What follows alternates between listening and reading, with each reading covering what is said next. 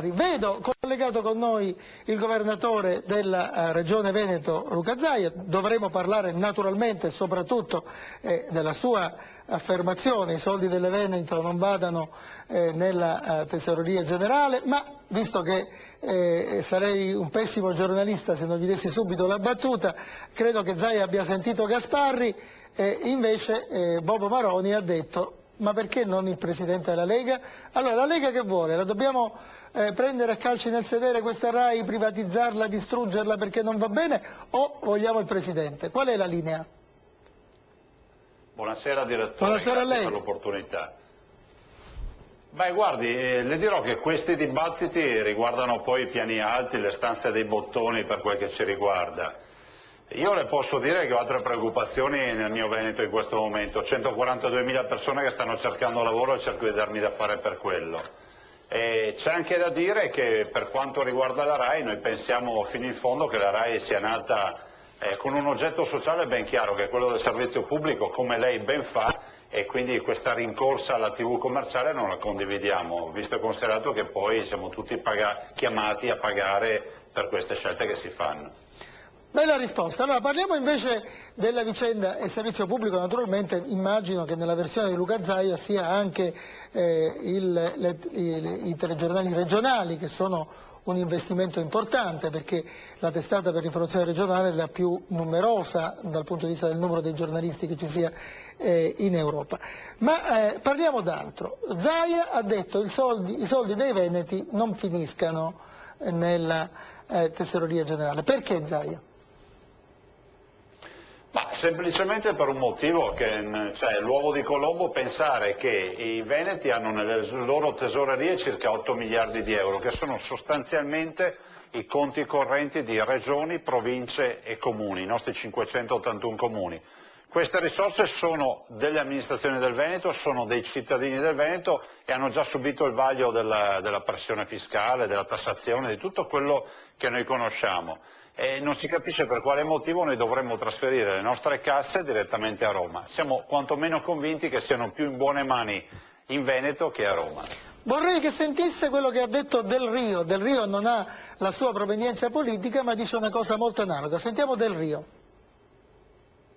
Noi siamo molto arrabbiati perché sono diverse settimane che denunciamo questo fatto come un'espropriazione dell'autonomia finanziaria dei comuni. I comuni avranno un danno notevolissimo di diverse centinaia di milioni, perché dovranno cominciare a pagare diciamo, tutti i mandati che avevano fatto fare alle banche gratuitamente, dovranno violare un contratto che è un contratto in essere con le banche che hanno vinto delle gare, e tutto questo avviene come dire, senza che noi siamo stati consultati o siamo stati coinvolti, quindi è un blitz che per noi è incostituzionale. Infatti già 2 settimane fa abbiamo detto e stimolato i comuni a fare in modo che le regioni facciano ricorso alla Corte, ed è anche un problema di tipo civile perché viene a interrompere un contratto in essere, quindi da stamattina ci sono diversi comuni che hanno già fatto ricorso per bloccare il trasferimento di questi fondi.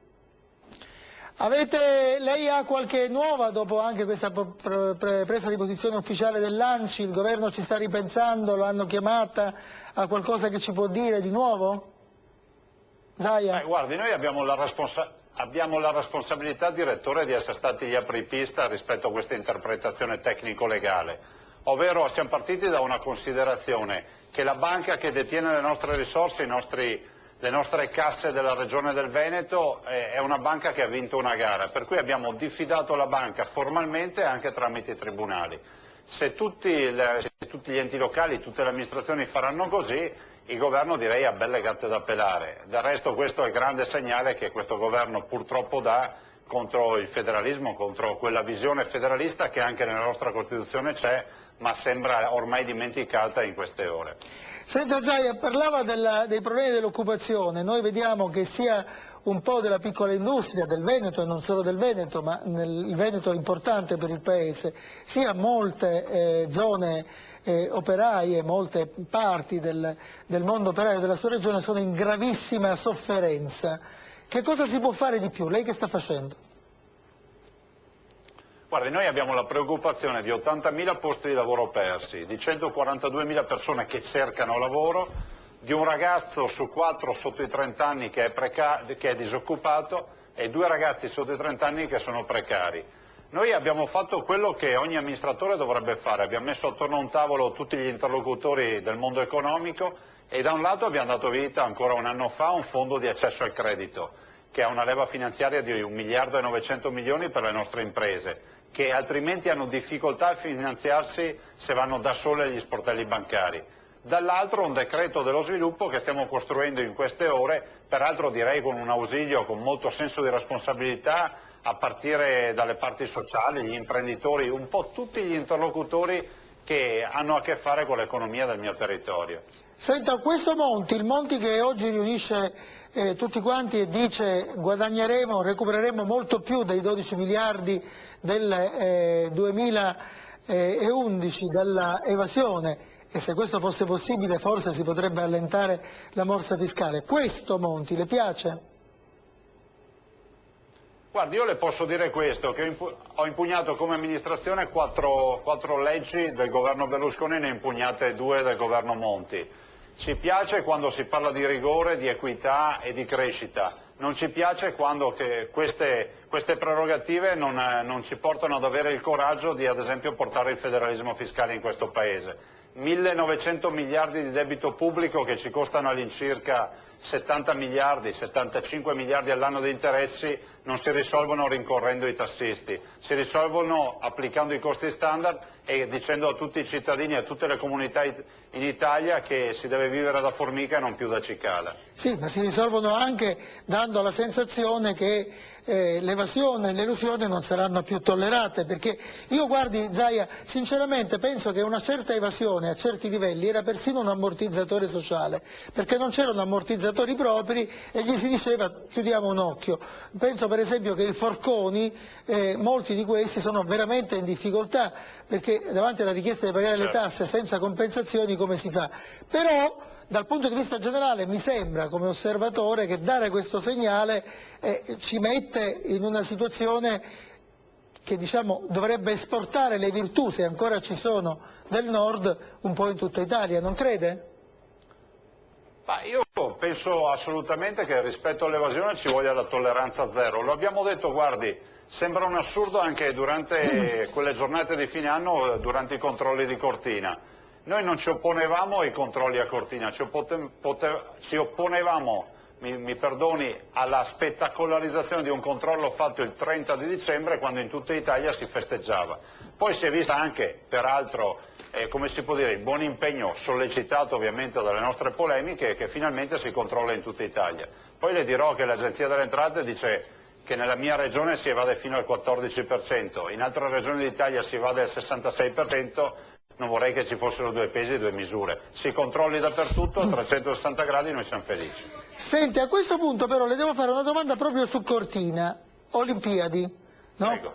Allora, però lì non corre il rischio di trovarsi in condizioni simili a quelle di Alemanno, perché magari Cortina farà meglio, però questo vizio che si dichiarano lavori per una cifra e poi naturalmente deve essere lo Stato centrale a coprire la parte mancante, che certe volte è 3 volte più grande della parte investita, mi pare che sia legato ai giochi da qualunque parte si svolgano. E in questo caso come fa? Perché Monti dovrebbe dare a Cortina quello che ha negato a Roma? Guardi, le dirò, direttore, che per i mondiali di sci del 2017 noi a Cortina abbiamo presentato un progetto low cost, non è il caso di paragonarlo a quello di Roma, visto e considerato che noi parliamo addirittura di totale autofinanziamento con le forze imprenditoriali del territorio. Prova ne sia che si è già data vita a un comitato molto autorevole di promozione per la raccolta dei finanziamenti che è presieduto dal Presidente Zonin e da autorevolissimi imprenditori che si sono spesi e si spendono finanziando in proprio e chiedendo a colleghi di finanziare i mondiali sci di Cortina. E Cortina ricorda i fasti del 1956 con le Olimpiadi invernali, vuole continuare su questa linea. Non abbiamo nessun problema rispetto alla partita nazionale, fermo restando che per tutte le tasse che paghiamo abbiamo comunque anche il diritto di chiedere se volessimo. Senta Zaia, l'ultima domanda, attenzione ai territori, la Lega Prego. lo dice sempre, c'è un territorio però, la Val di Susa, che in grandissima parte, avranno ragione, avranno torto, quella linea ferroviaria lì, dopo che c'è già il doppio binario, dopo che c'è già l'autostrada, non la vuole. Questo non giustifica per niente le violenze, le aggressioni, la strumentalizzazione che antagonisti ed altri gruppi in nome dei Notav stanno facendo in giro per l'Italia, le minacce a persone a servitori dello Stato come Caselli. Però dal punto di vista del territorio la domanda, diciamo, è di filosofia leghista. Davanti a un territorio che dice no, lo Stato o la Lega, che fanno, che dicono? Guardi, io non sono in grado di parlare nella fattispecie della Val di Susa, della Notav, perché in tutta sincerità immagino moltissimi cittadini come me non conoscono i veri numeri di questo consenso, non so quante siano le amministrazioni però l'ha viste le immagini, lei che guarda la dicono televisione pubblica, no. Zaia, le ha viste le immagini sabato? Quelle non erano i 150 antagonisti che fanno molto rumore in giro dell'Italia, sembrava proprio la valle sabato. Io dico, naturalmente non ho certezze, ma mi sembrava che ci fosse e poi molti sindaci si sono pronunciati. In un caso del genere che si fa? Si dice avete torto, come avrebbe fatto un partito di ispirazione marxista, o li si sta a sentire? Questa era la domanda, non volevo... No, guardi, io le ripeto, direttore, non mi esprimo perché non conosco i numeri, ma non perché non voglio rispondere. Se invece fosse una vicenda che riguarda la mia regione, assolutamente le risponderei con cognizione di causa, perché ne conoscerei la genesi di tutta la partita. Sinceramente non sono mai intervenuto su questa partita perché non so la storia reale di tutta questa vicenda, per cui non mi posso in tutta sincerità fermare a guardare le immagini e a dire che c'erano tanti cittadini, per cui vuol dire che tutte le amministrazioni sono Lo contrarie. potrei chiamare catenaccio leghista, catenaccio di Zaia, ma è solo una battuta. Posso fare l'ultima domanda? Ma perché a Verona, con un sindaco che è abbastanza popolare, c'è questo scontro lista civica mai, anche se forse la lista civica potrebbe servire a Tosi? I giornali interpretano questa cosa come uno scontro all'interno della Lega. Lei che interpretazione ci dà? Ma do l'interpretazione innanzitutto che si sta approfittando di questo dibattito che non esiste solo oggi, ma esiste storicamente in Lega. Io sono la rappresentazione fatta carne di un candidato che nel 2002 si presentò e lavorò per una lista civica, lista Zaia, che poi prima delle elezioni fu trasformata in Forza Marca. Oggi la determinazione del partito è ancora quella di dire i candidati in generale, perché comunque la norma è applicata a tutti, facciano quante liste civiche vogliono, ovviamente hanno la lista del partito a sostenerli, ma non facciano lista personale, cioè col proprio nome. Io spero che poi si trovi un accordo. Guardi, io peraltro le sto rispondendo anche in questo momento da Verona, perché questa sera è una serata proprio qui a Verona per la campagna elettorale, e direi di guardare avanti, di pensare che comunque nel nostro Veneto i cittadini hanno anche altri problemi che vengono molto prima di questi. Allora io la ringrazio e le faccio i miei migliori auguri, soprattutto per quello che potrà fare per l'occupazione e per il tessuto produttivo della sua importanza.